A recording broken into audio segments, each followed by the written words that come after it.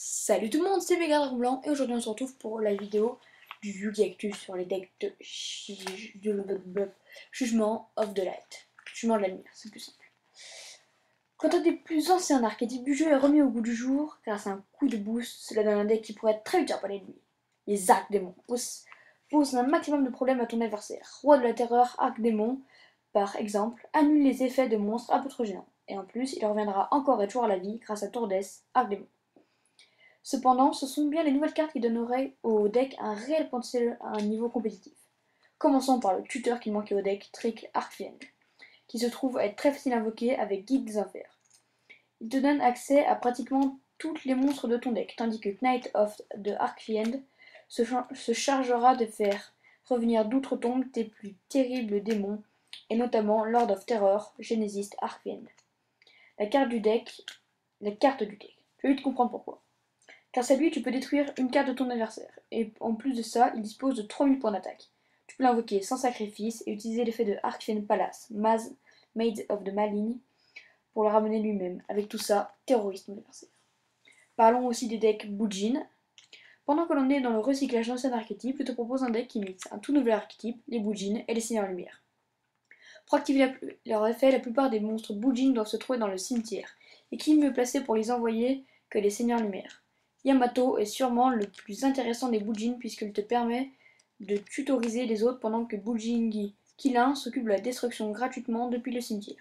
Et Bujingi Crâne double la puissance de tes monstres pour les protéger ou pour mieux attaquer. Les Seigneurs Lumière, aidés de soldats de cartes, vont avoir pour objectif de préparer l'arrivée du redoutable Dragon du Jugement et de remplir le cimetière de Bujingi. Pour les Exits, tu peux compter sur Bujintei Susanoo et Shen Lavalval.